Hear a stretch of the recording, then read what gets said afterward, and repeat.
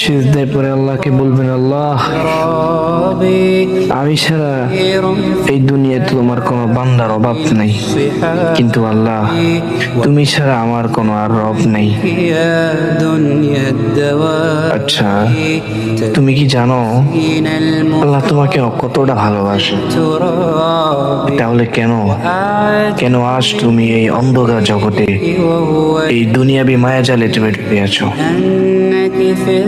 তুমি কি জানো দুনিয়ার মানুষ মানুষকে খোঁজে শাস্তি দেওয়ার জন্য, কিন্তু তুমি কি এটা জানো আল্লাহ তাআলা আমাদেরকে খুঁজে, মানুষকে খুঁজে তার শাস্তি মাফ করার জন্য? তাহলে কেন কেন তুমি আজ এই অন্ধকার জগতে ডুবে আছো? ফিরে এসো।